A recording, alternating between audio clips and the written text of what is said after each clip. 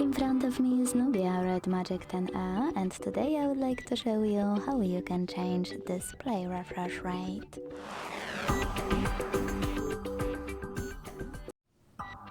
Begin by opening settings and tapping on display right away.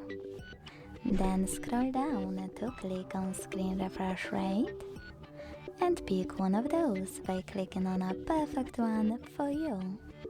When finished, go back.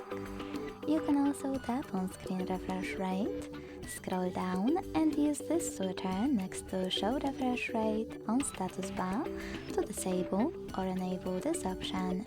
It will be visible next to an hour at the top left corner. Thanks so much for watching. If you enjoyed this video, don't forget to leave a like, comment and subscribe. Bye!